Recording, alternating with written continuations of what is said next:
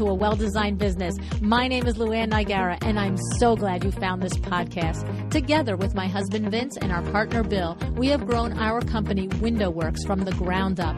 So I know and I understand the challenges you face in running your interior design business. I also know that your talent alone isn't enough to ensure your success. So on this podcast, we talk about strategies and practical steps to help you grow your business. But make no mistake about it, we have our share of fun here too, mixed in with those aha moments that I love so much. This isn't fluff. Nobody has time for that. Whether you are a new interior designer or a seasoned designer, I am here to help you create and to manage the kind of interior design firm that you dream of. It's straight talk and it's action. Are you ready? Let's get started. Hey everybody, welcome to another episode of A Well-Designed Business. It's Power Talk Friday.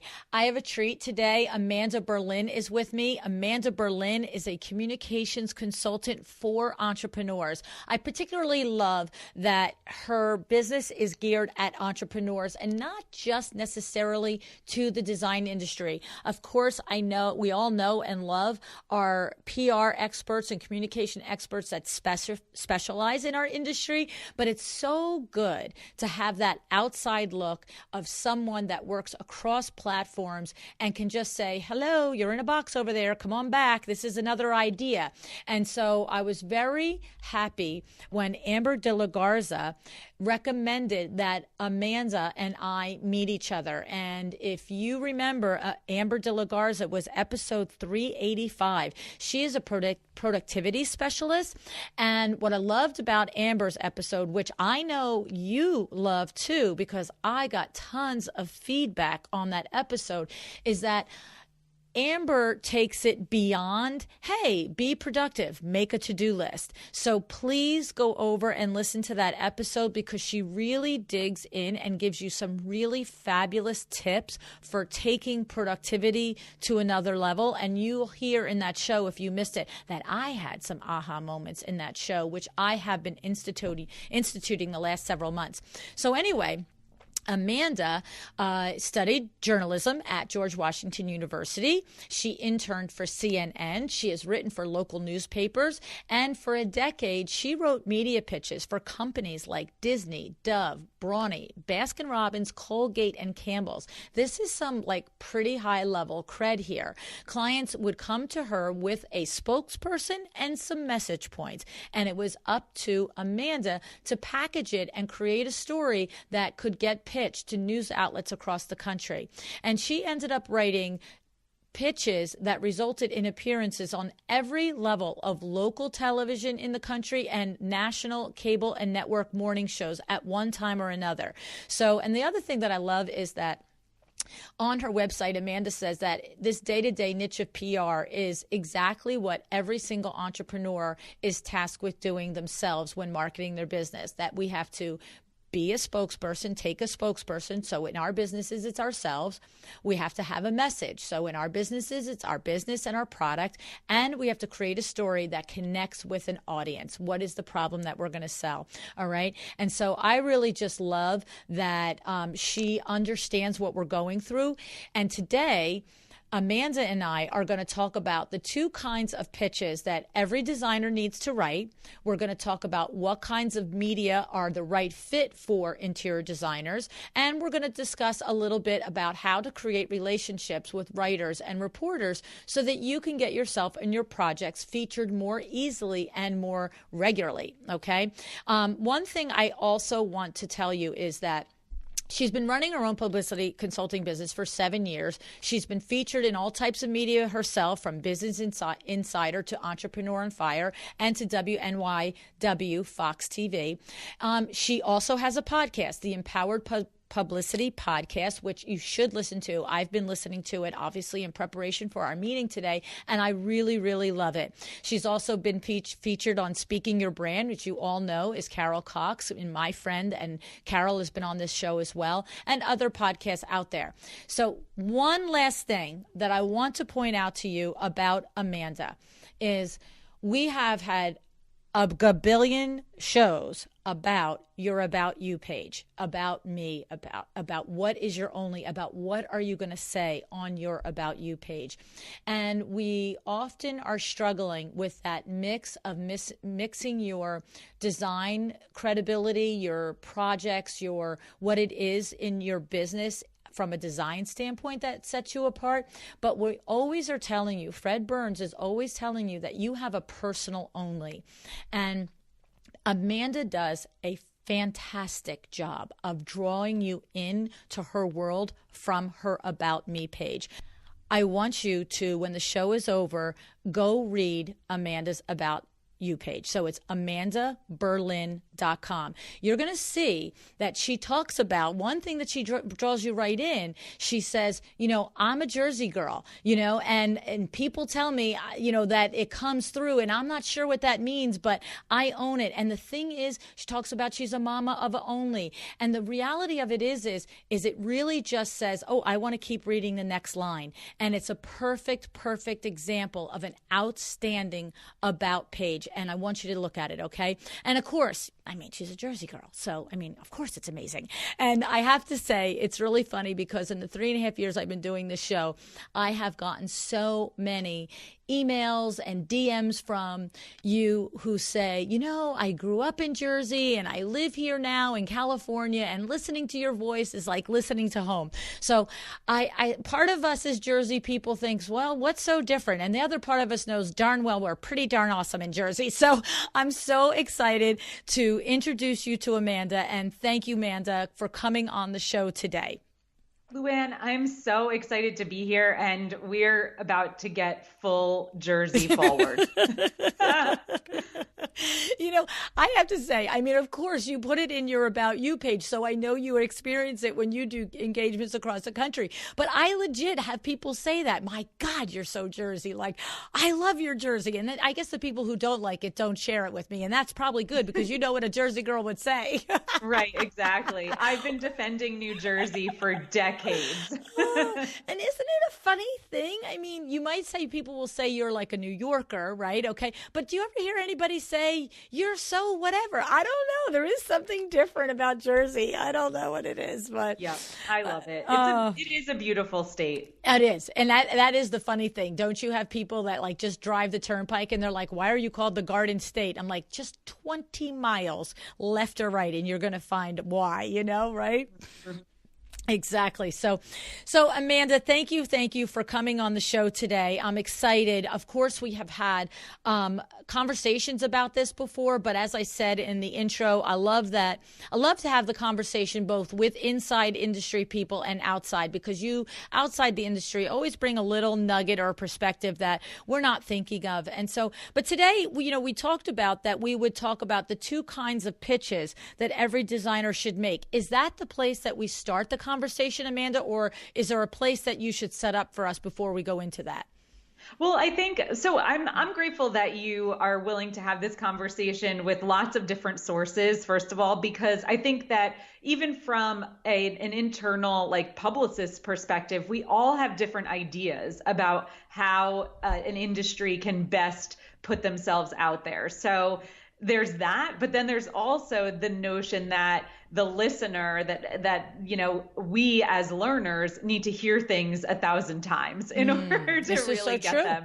So I'm glad that we're kind of, whether we're reiterating what you've already talked about, but hopefully also bringing some new perspective to it. So thank you for bringing this to your audience. And I think, I guess, to answer your question about where to start, the place where I always start with my clients is with their goals. And that's really going to be the most important thing to think about first when you're considering a visibility effort, because every media is good for different things. And it depends on where you want to see yourself in your business. That is how you decide where you want to see yourself in the media. So the goals that you might start to consider are, am I launching something new?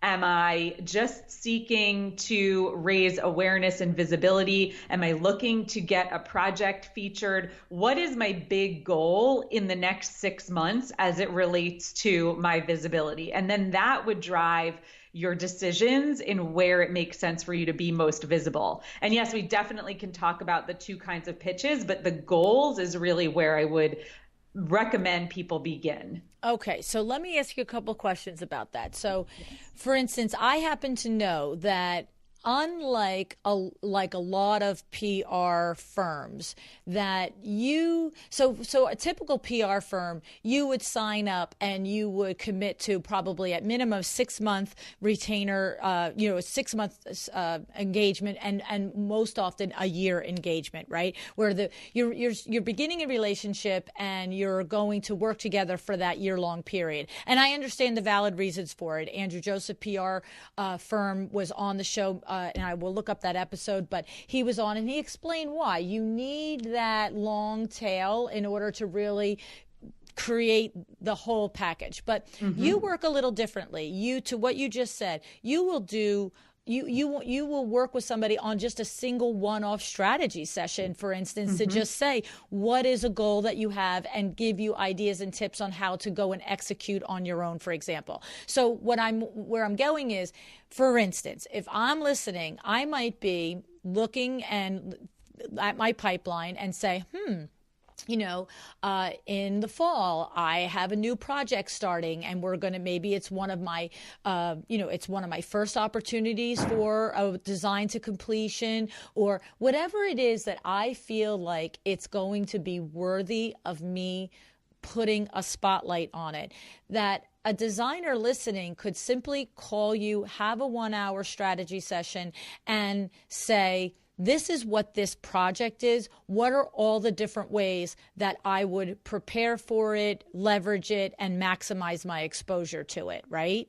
Absolutely. Yeah. Even just you, putting together that hypothetical scenario, I'm like, let's get to it. I'm so excited. Well, and you know what's going through my mind, which I'm sorry that the timing is off, because, here in New Jersey, we have going on right now while we're doing this, and maybe it's not too late, but we have the Valerie Fund Show House going on. It's a designer show house. And of course, also in New York City, we have the Kips Bay Show House going on. So this is the exact sort of thing when you say, what is your goal? So it could be a single project that is, maybe it's the first time you're doing one room to completion. It doesn't have to be a multi-tens, hundreds of thousands of dollar project. It's just something that you as a designer feel like it could be worthwhile of some attention. But and really, for any designer that is doing a show house, this is something they should be really strategizing on, and in order to make and maximize that opportunity. Do you agree?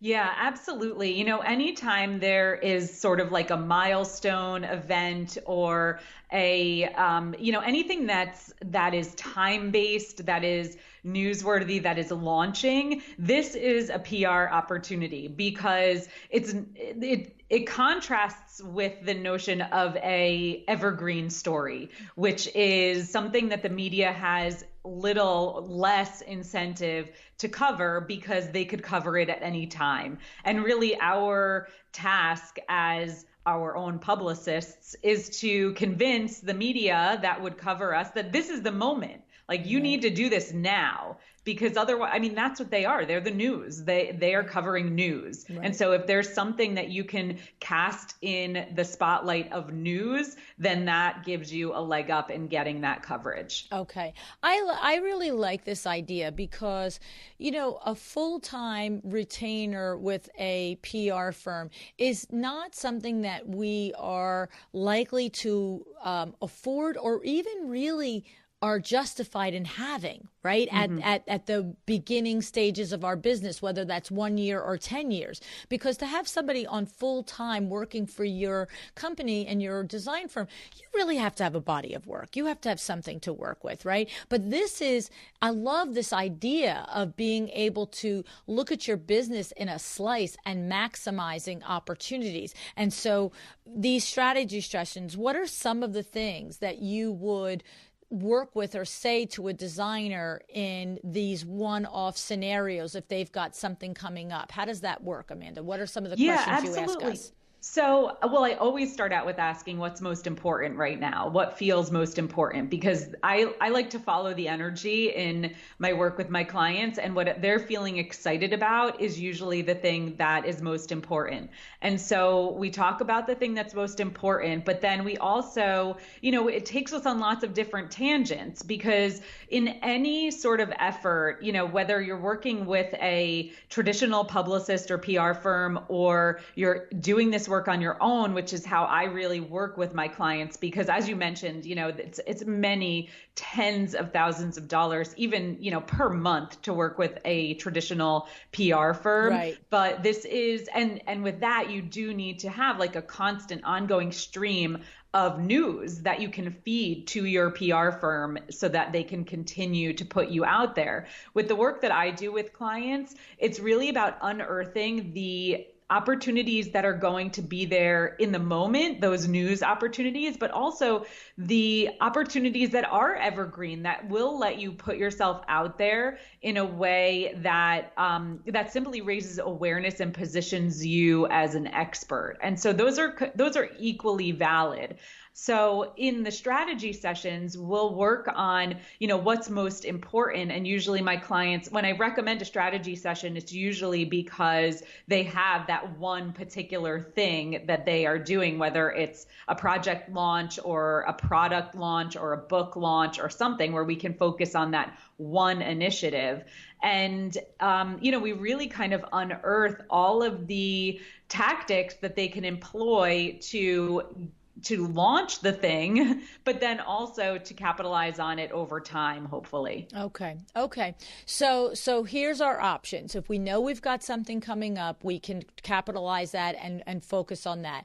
But if we are just looking to expand our base, to make relationships with local media and different things like that, we have to craft that pitch. We have to figure out that only and that about page, but we have to know what that is, but then we have to put it into a pitch, which is not the 3-paragraph, this is everything about me, right? Right. Yeah. This is where those two kinds of pitches that every designer needs to write really do come in. So if you are looking at your body of work and you're like,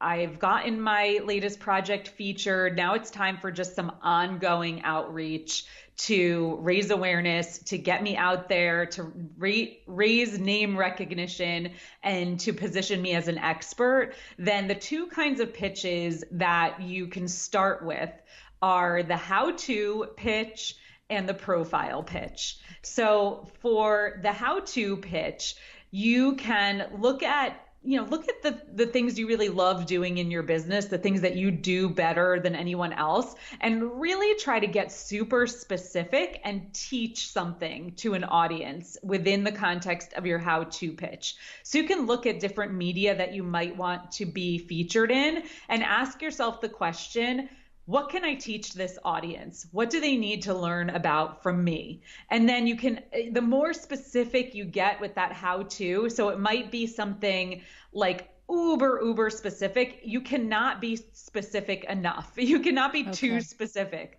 So you want to find something, because the more specific you are, the less likely it is that they're going to say, oh, we just talked about that, or we had someone cover that already. The more specific you are, the more you differentiate yourself, and the more you connect with more people, as much of a paradox as that may seem. The more, I'll say it again, because I know I talk fast because I'm from New Jersey. That's a gift that we have. You're right. The more specific you are, the more you resonate with more people, even though that sounds like it could not be possibly true. It is a fact, because you are able to insert details into the specificity that make your words, your project, come to life, and people can really visualize it. So when you're thinking about your how-to piece, think about something very specific that you could teach to a given audience. And you could probably create many how-to pitches depending on the different audiences you might be talking to. So just continue to ask yourself that question. What does this audience need to learn from me? What can I teach to this audience? And those can be your how-to style pitches. And those are usually good for, they're usually good for industry type media. They're good for mass consumer media because we're always seeing in the mainstream magazine media like 10 easy ways to blah blah blah. Those are how-to articles. So think about what you can teach to an audience and like 10 easy tips for doing XYZ.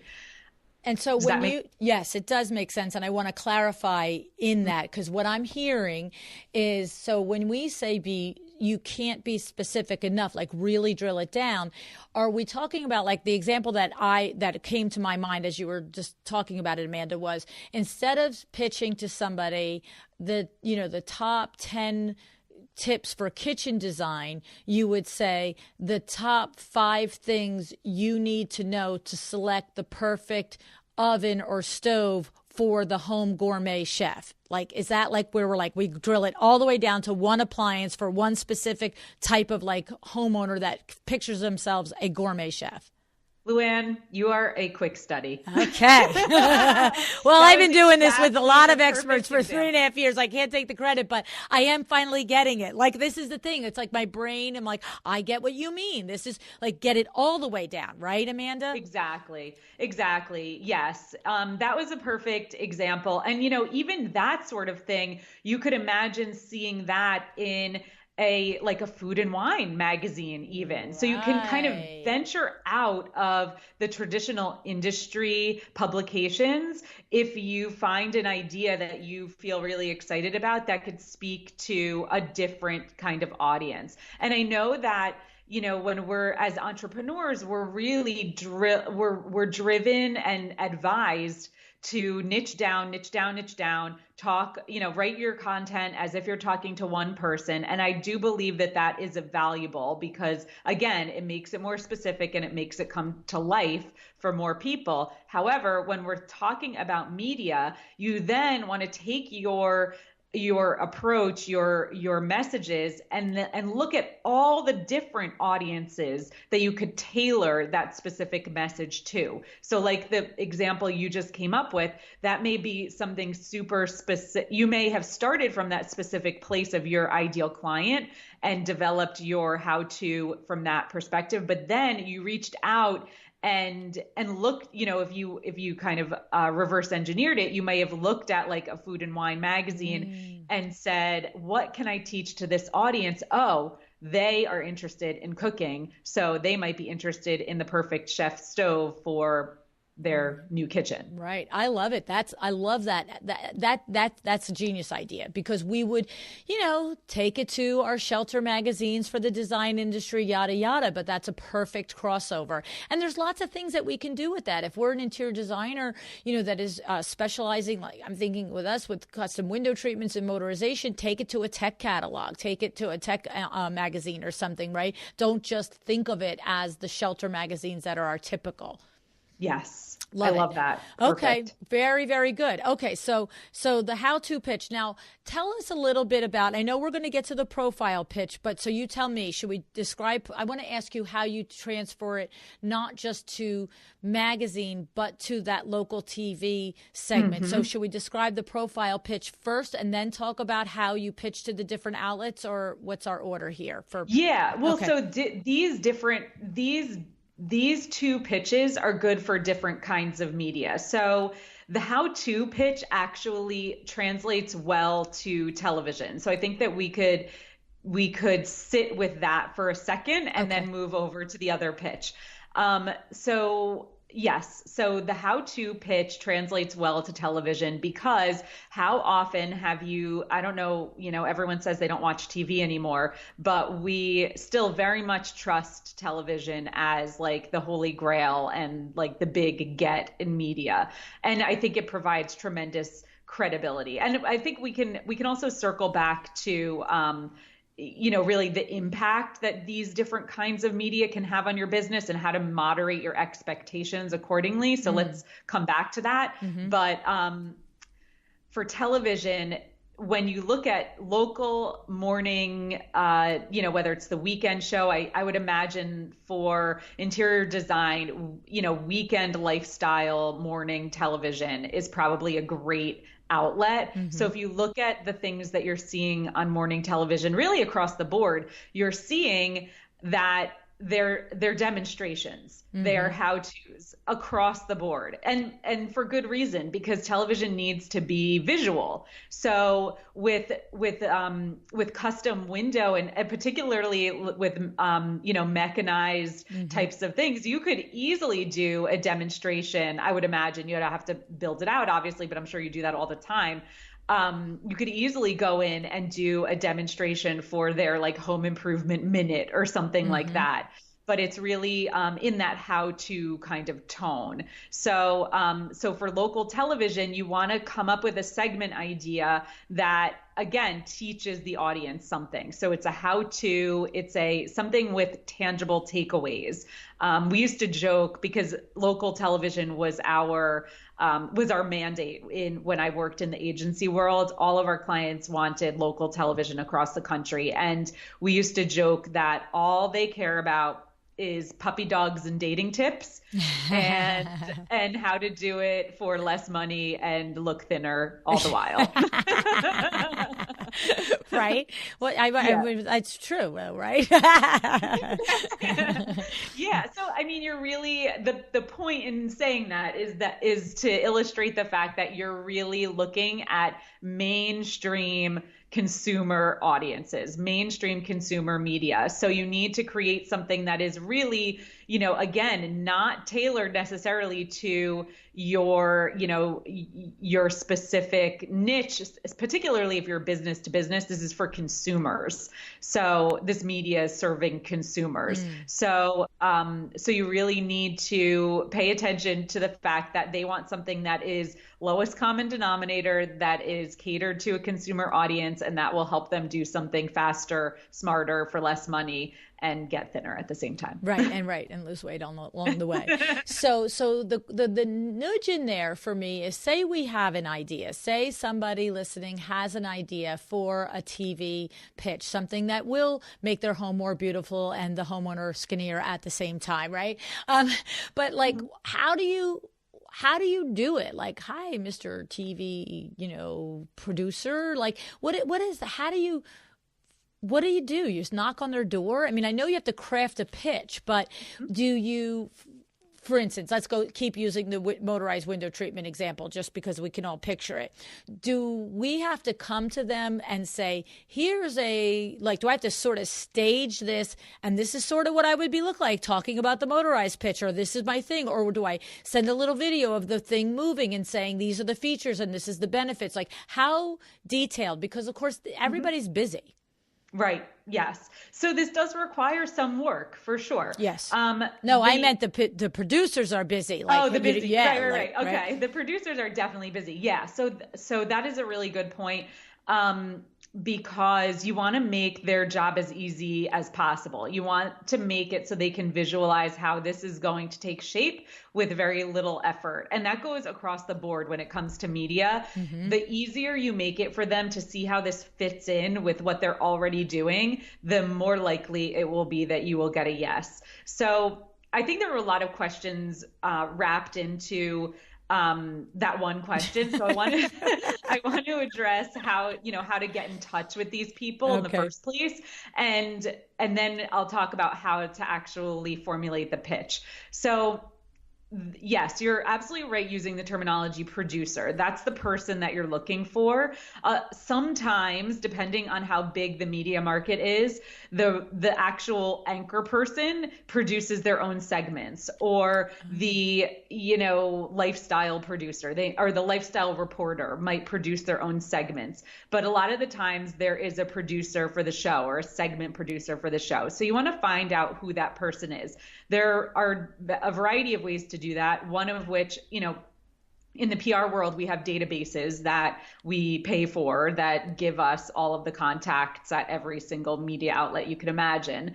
But in the real world, you can still find that information. And it's as easy as sometimes, and this is going to sound super easy, Twitter is actually a really excellent source of information on the media and who is behind the scenes in the media, because they will put their title in their Twitter bio, because they really do actually want to hear from us, especially if we're willing to do the work to find them.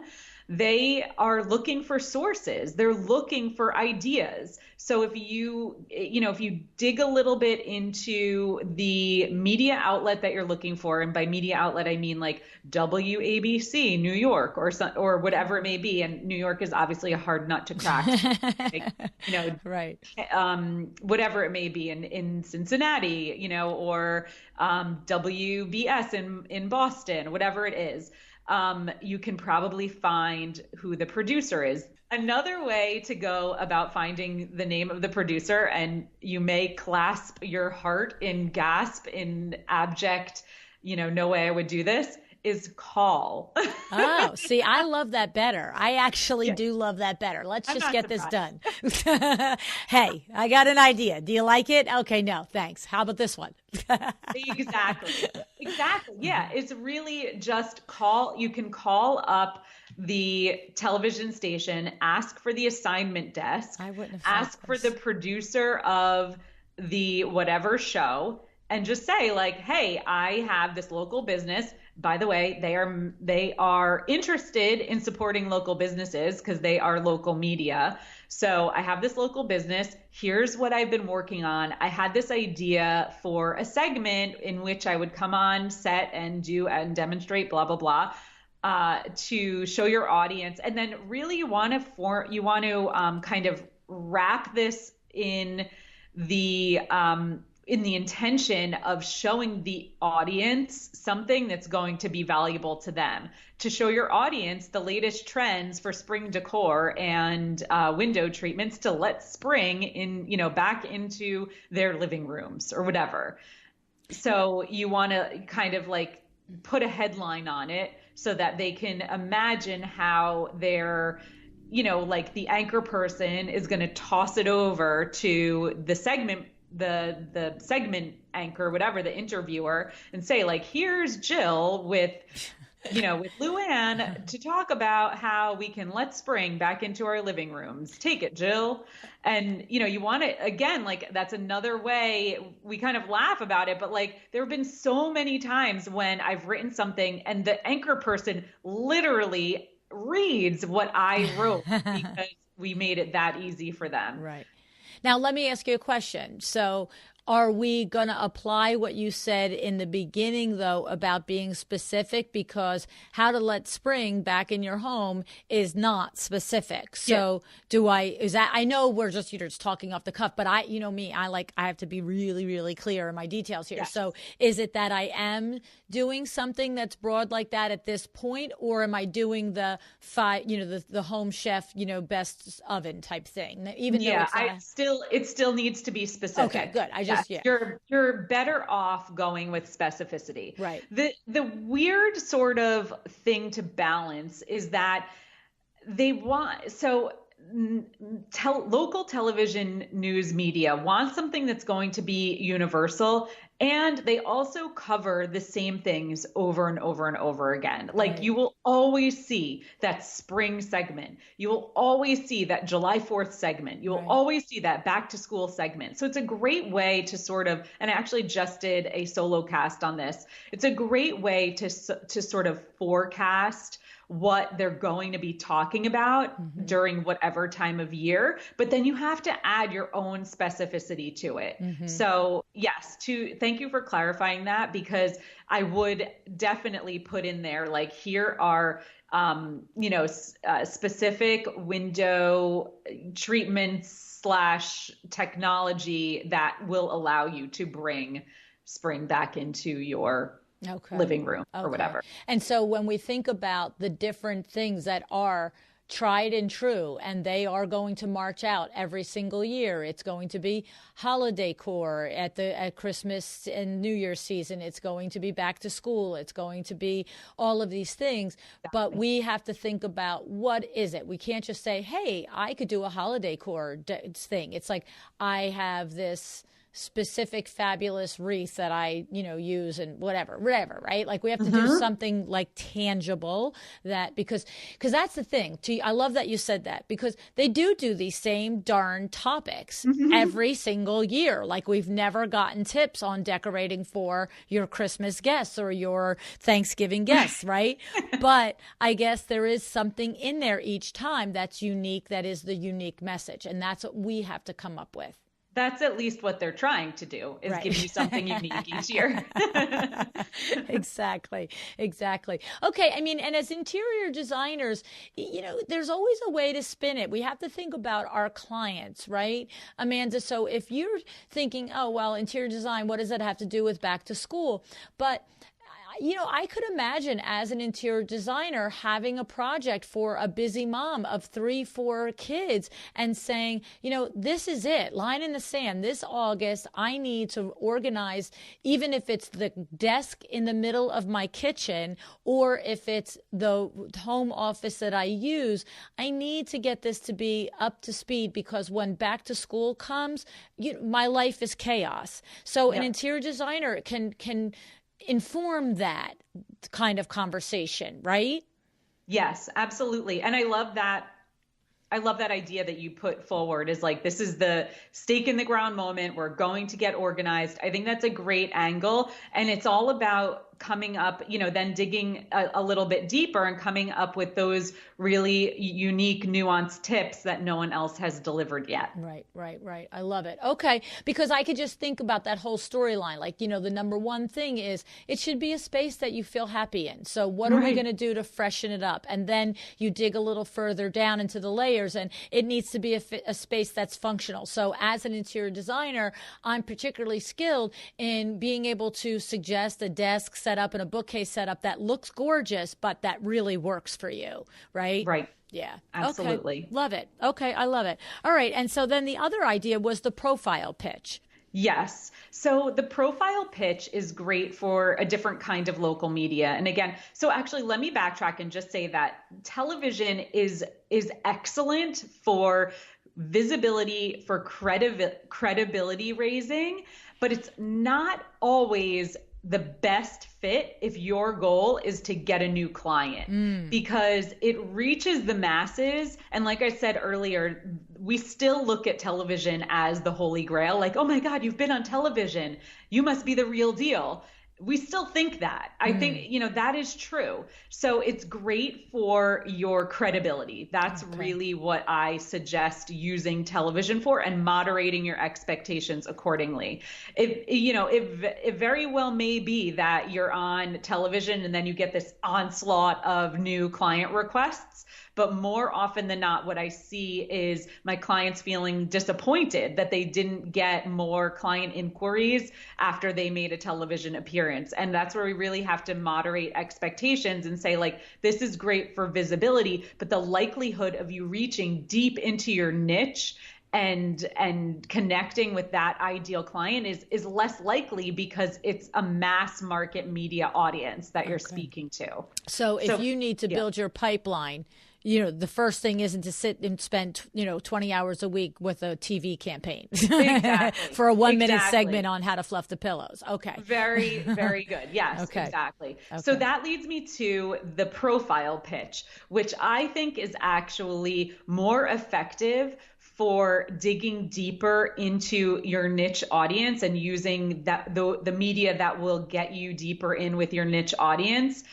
Which will result in client inquiries, because it's a much more personal, much more it's just, it's like, I don't know, I'm like doing this thing where I'm like heart opening. More you're Relating, going to building a connect. relationship, right? Relationships. Right. Yes, exactly. So the profile piece really is kind of a combination of it's a broader how to, but it really focuses much more on you as an interesting figure. So a lot of us maybe are a little bit reticent to admit that we have an interesting story, but when you endeavor into this PR effort, you need to own your story and you need to be willing to tell your story. And you need to also, in this, it really helps to have an outside set of eyes and ears from someone like me who has for decades been,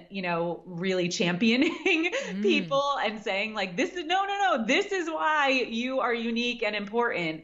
It really helps to have an outside set of eyes when you are writing your own story for the media, because it's challenging to actually see. It's really impossible to see what differentiates you from everyone else, because, and there are also like, very specific nuances of your story that will be interesting to the media that someone might need to point out to you. So the profile pitch is really telling your story, but also telling it in a way so that it provides a learning for the audience as well. So it will be a little bit of a narrative story arc where it talks about where you were before you found this work, what you do now and how it changed your life, and how how you've transformed as a result. So it's kind of like that journey type of profile. And then within that, you also want to provide talking points so that you can tell the audience, you can tell this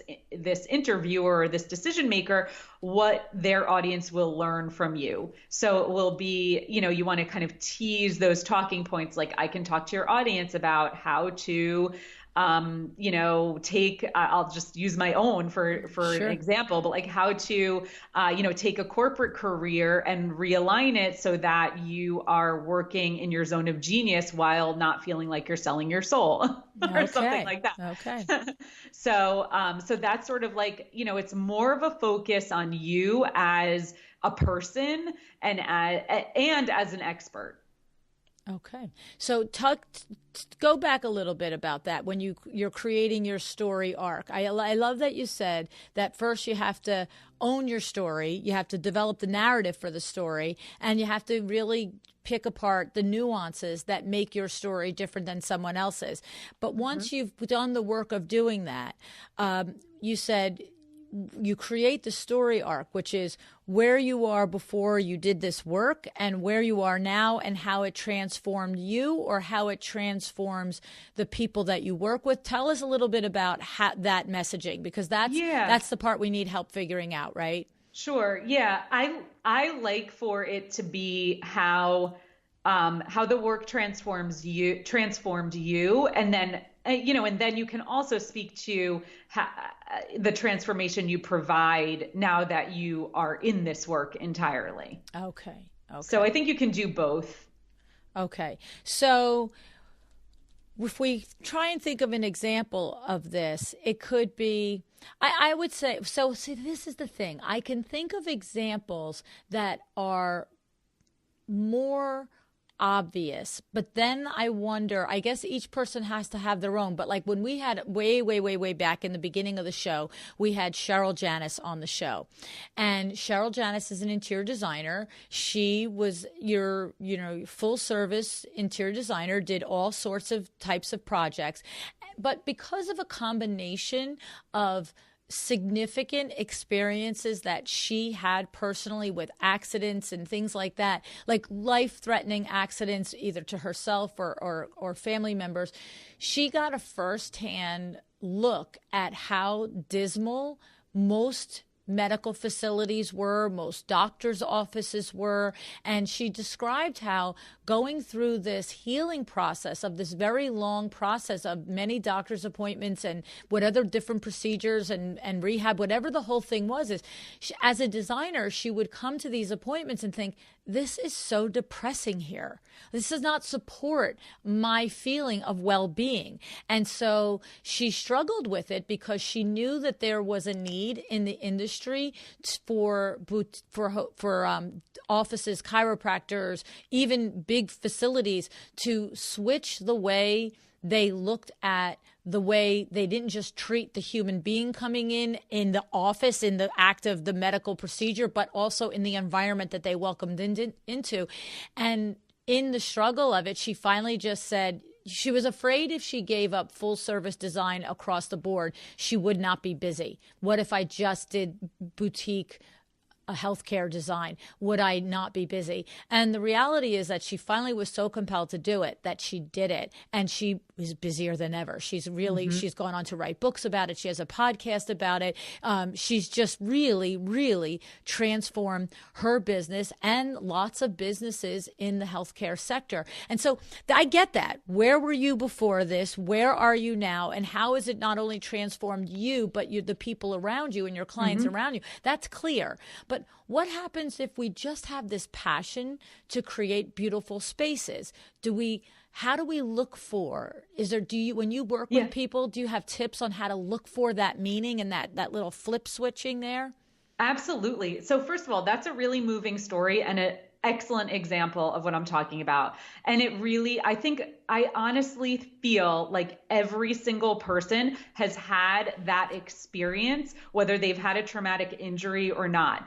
They've done something, they've been somewhere, whether, maybe they were, I had a client actually who is a sales consultant, and we talked about how, to find your calling as a sales consultant, it's like, okay, who really would say something like that? But I might, don't tempt me. I just was like, diving into her background with her, and it came out that she, throughout her entire childhood, was constantly negotiating things with her friends, with her parents to get what she needed and wanted. And I was like, so basically you came out of the womb doing sales.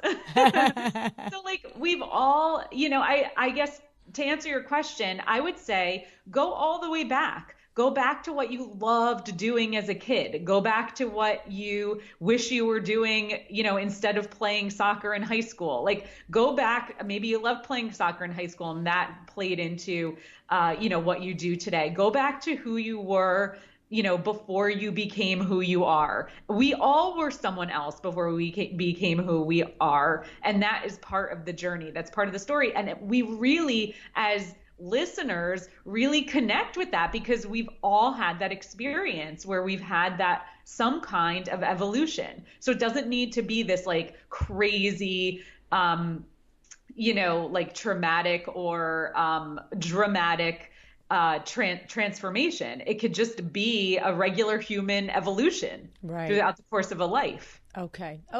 So we're looking for, to just help our colleagues, we're looking for those moments where we just maybe felt a difference. We just, or in Cheryl's case, it kept coming to her as she went to each appointment in each facility, right? So we're either looking for that light bulb moment where we just went, la, la, la, or where it just, the universe just kept knocking at our head. And we just say, what was our reaction to that? How did we handle it? What action did we take because of it? And what was the result of it? And then wrap that into our design story. Yeah, exactly. Okay. I mean, I understand this process a little bit because I know that in writing both of my books, so the first book is The Making of a Well-Designed Business, and it's basically Business 101. You're an entrepreneur, you are starting a business, and what are all the high-level things that you need to think about and address. Or you're in business and you've been in business for several years, and every year at the end of the year you have no money, and you're just paying, I call it money laundering. You're just taking money from one person and put it to another person, like nothing stays by you, right?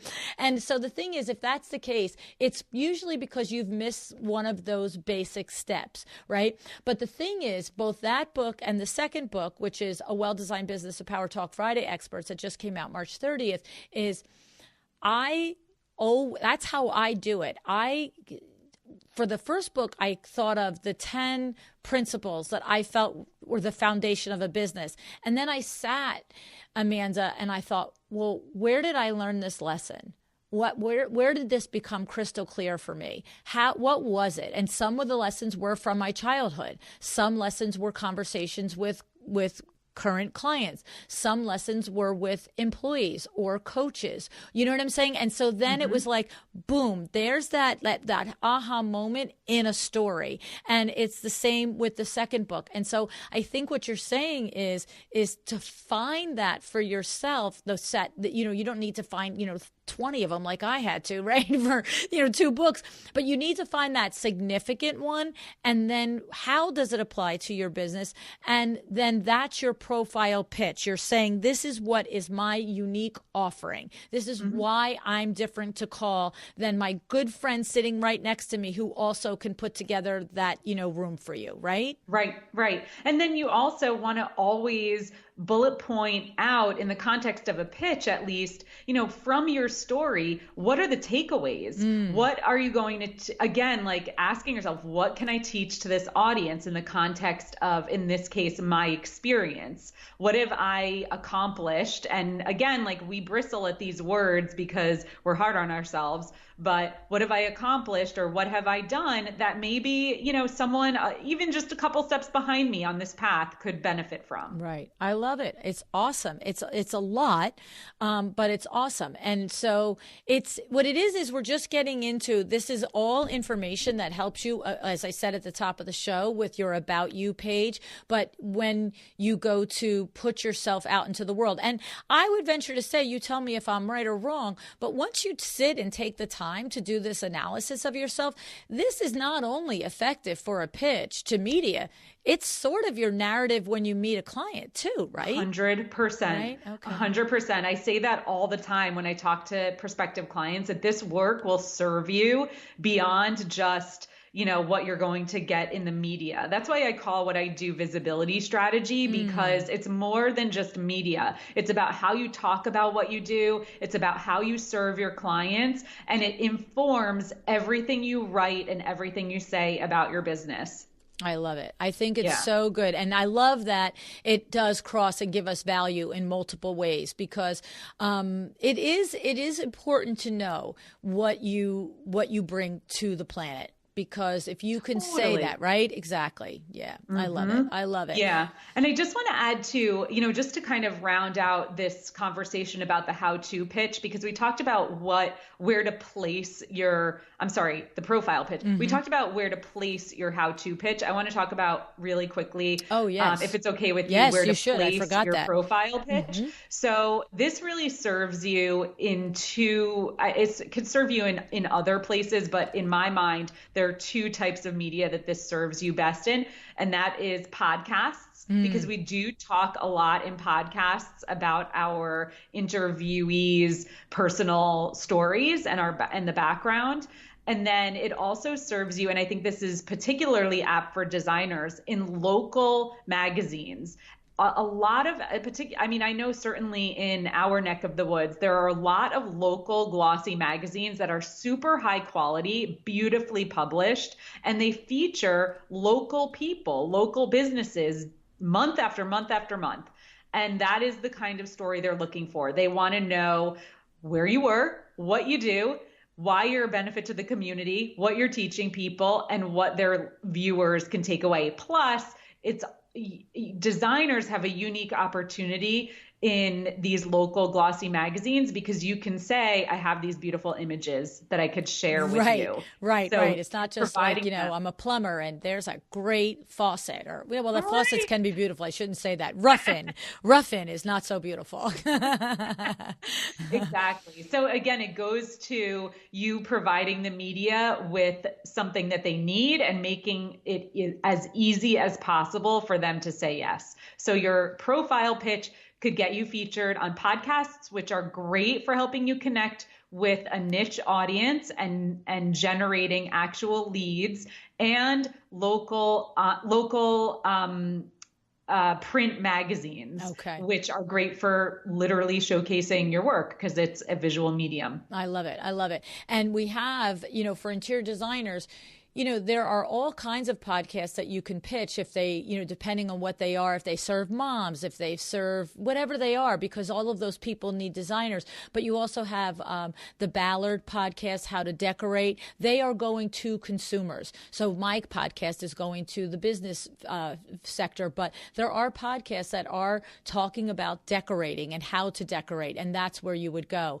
I think that this is awesome. I love the way that you approach this, Amanda, and I would just say that we didn't get too far in literally the exact pitch process, but I want to remind everybody that if this is of interest to you, these are the shows that are going to correlate for you. So we have Amy Fleury, episode 323 and 108. So Amanda gave us a lot of the thought process that you have to go into in order to come up with your unique proposition. But in Amy's episodes, we did go a lot into exactly how to contact an editor, exactly what that pitch should look like, exactly how long it should be, how short it should be, because we didn't go into all of that in detail here. So that's 323 and 108.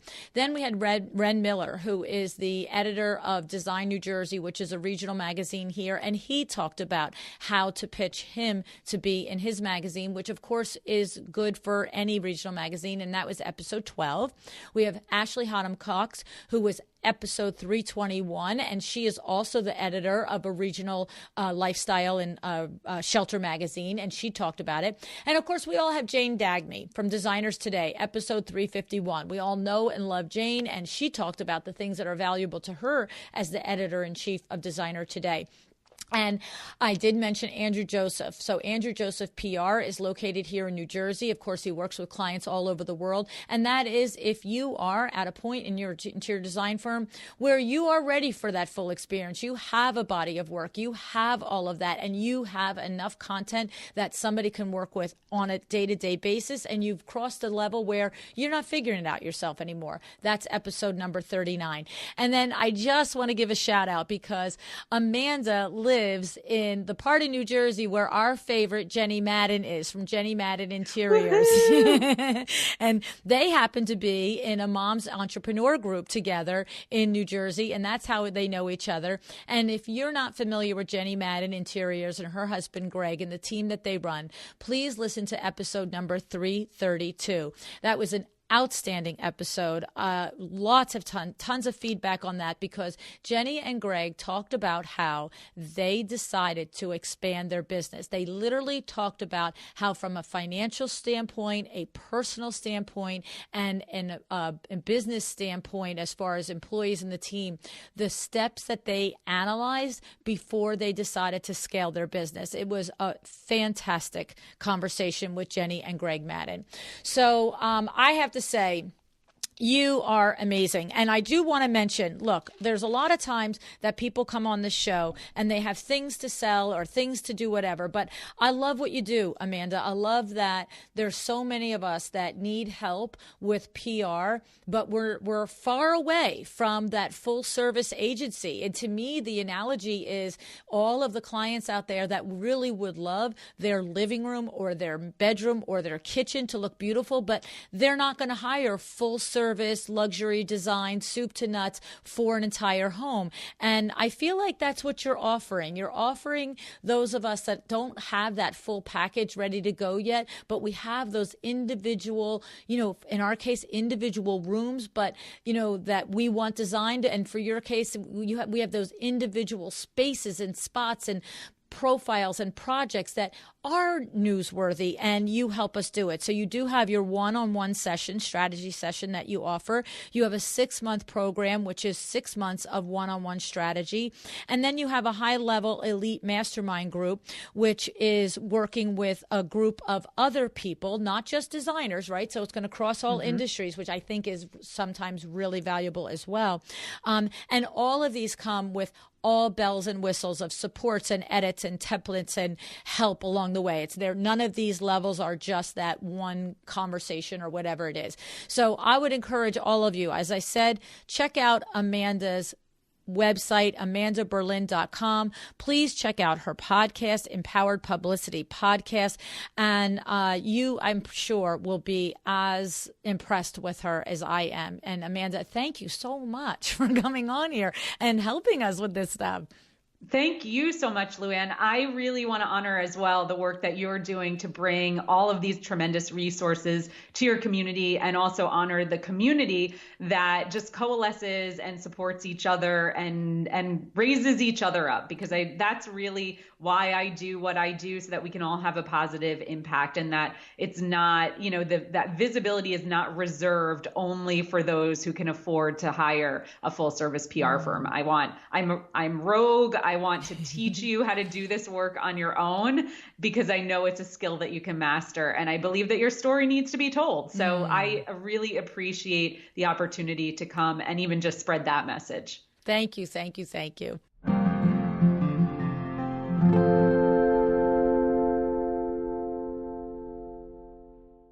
All right. So I have to say, the biggest thing that I want to repeat from this episode is this concept that any one of us can access a PR consultant on an as-needed basis.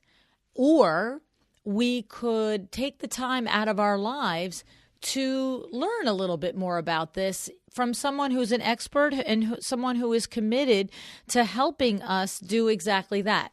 So here's the thing. This by no way, shape, or form do I believe this takes the place of a professional PR firm in the realm of interior design, right? So if it's like Amanda said, though, it's what is your goal? So if your goal is to highlight a specific milestone or achievement or experience that your firm is facing, then I love this. I absolutely love this. Okay. You can hire her for a 1-hour strategy session. You can hire her for a 6-month worth of strategy sessions. If you are knowing, like, say, for instance, now you're going to be, like I said in the show, doing a project that is going to be done to completion, is going to be really photograph worthy. And you can work with Amanda or someone like Amanda, although I've not met anybody else in the business that does this, to maximize your community and local exposure, because that's where you're going to get your ROI, right? See, the big PR firms are for when you're creating your platform, right? Where you're creating yourself as an entity in the industry. And of course, there are other reasons to hire a major PR firm as well. But really, really, really cool distinction. I love it. Okay. A couple other things I want to shout out here. Number one, I want to say is that you heard me mention both of the show houses that are going on now in the New York, New Jersey area in 2019. We have the Valerie Fund show house, decorator show house. And this is an organization as near and dear to my heart here in New Jersey. They help children with terminally ill cancer, and they really help the whole family. They help the child, the family, and of course, our niece Juliet went through the Valerie Fund process in her battle, and of course, she is in remission. If you've heard me talk about her before, and we're so grateful. And I know that my niece Gina and my nephew Anthony, the parents of Juliet, were really well supported, and we're very grateful for everything the Valerie Fund did. So they have a show house happening now, and it is going to be opening April 23rd, running through May 19th, 2019. I encourage you, if you are in the area, to go visit the show house to support the Valerie Fund by buying a ticket and going to see it. And I will tell you that we have several of our previous guests from the podcast that are doing rooms at the show house. Gail Davis has a room. Blanche Garcia has a room. Marina Umali has a room. And Tina Ramchandani has a room. And so, and in addition to that, there are several other designers that WindowWorks is very happy to be supporting in their window treatment efforts for the show house. So there's probably about, I think, 8 interior designers altogether that WindowWorks is executing the window treatments. Kimberly, my right-hand man, is the one who is handling all of that. She's been running back and forth to the show house for the last 6 or 7 weeks and coordinating with all the different interior designers. And then, of course, pretty soon Billy will be starting his install. And by the time this airs, he may have started already. I also want to tell you that on Tuesday, April 30th, I will be doing a book signing at the Valerie Fund at the show house. This house is called Grace's House, and it is for Sweet Grace, who is the owner of the show house, Dan, his granddaughter. Grace was on the State of the Union address this past winter with President Trump. Maybe you saw her. But so I will be at Grace's house on Tuesday the 30th. We're going to do a book signing, and it's a great opportunity for me to get to meet you and for you to get to see the house. And I would love to take you on a tour and let you show you all the work that all of the vendors and the contractors have done and all of the creations by the interior designers. And of course, you get to see some of the things that WindowWorks does. So that'd be awesome. And then the other thing I want to do is I want to really take a moment and shout out to Corey Damon Jenkins. Corey Damon Jenkins is one of the designers that is participating in the Kips Bay Decorator Show House this year in New York City. And the dates for this show house are May 2nd to May 30th, 2019. The thing is, Kips Bay is the granddaddy of all show houses. I don't know that there is a house in all of America, a show house that has a higher prestige value. And this is the 47th year of the Kips Bay, New York City show house.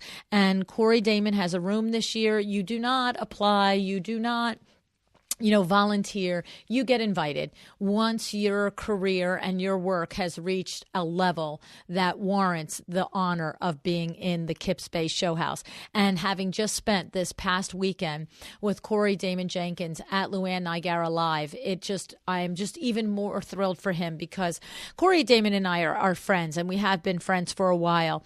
But to see him this weekend share his expertise and his journey with all of us in the room, and to really be there for every single session, taking notes and asking questions and, giving his perspective on the different things that we were discussing was such a gift. And so I honor this man and I congratulate him on his achievement at being at the Kips Bay Show House. And I'm looking forward myself to going to seeing what he has created there. Now, the other thing I want to share with you is that WindowWorks is hiring. So I am in need of a showroom coordinator. So this is like Mom Central at WindowWorks. So you picture, you have the mom in the house who knows where all the sneakers are, knows what every kid likes in their lunchbox, and has all the lunchboxes packed at the perfect time with all the papers graded and signed and everything else, all making it look so easy. That's the WindowWorks showroom office coordinator position. And we are in need of one because we are thankfully doing so well at WindowWorks and have had so many new interior designers reach out to us to work with us through because of the podcast that Kimberly is overwhelmed. And Adriana is getting a promotion. Adriana is now going to sales administrator, and she's going to support Kim and JC and Rich in their sales function. And we need to replace Adriana's position. I will tell you this.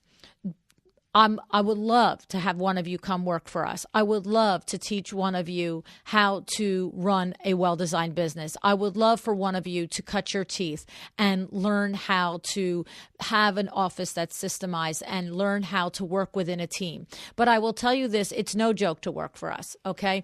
For this position, you must be highly detail orientated. You must really be the kind of person that can handle 20, 30, 40 things at one time. And I'd like to tell you that I'm joking, but I'm not. Okay.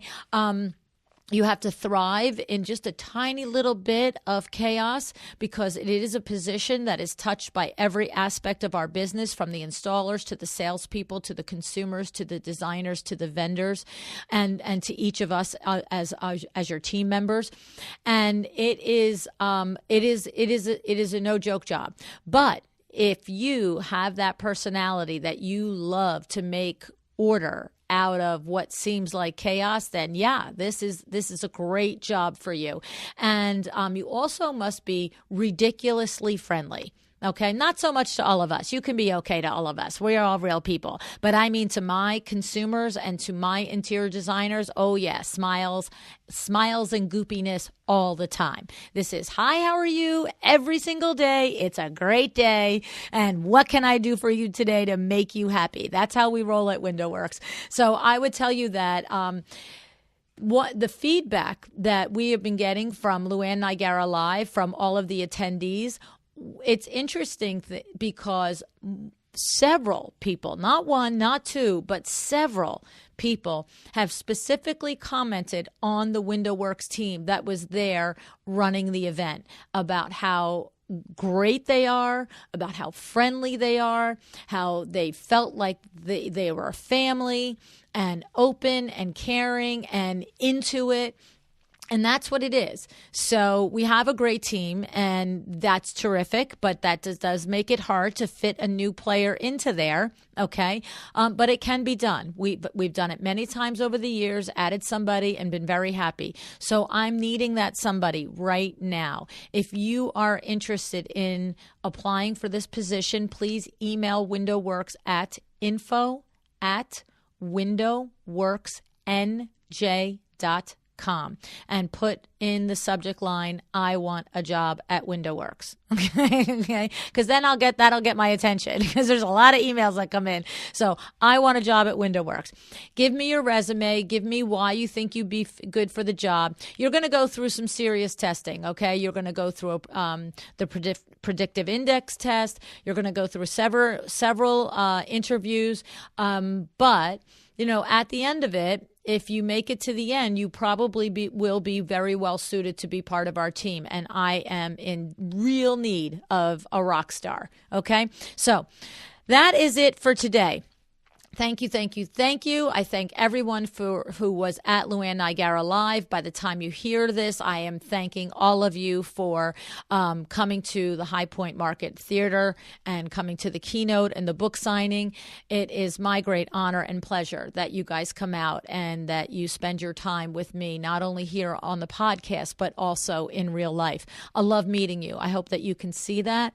I hope that you can feel that, because it is my true joy and honor to work with you and talk with you and to learn about you and your businesses, okay?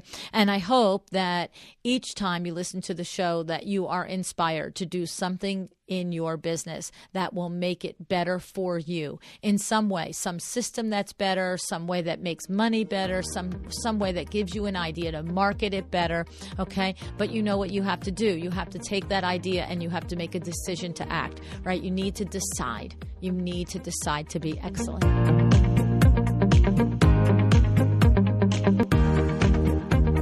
Thank you so much for joining me again today. This podcast is a production of WindowWorks, your resource for custom window treatments and awnings. To learn how we can help you on your next interior design project, go to www.windowworks-nj.com.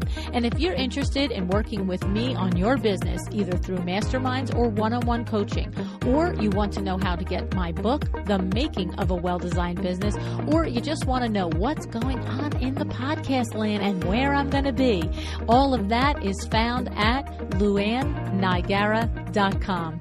Thank you so much. Have an excellent day.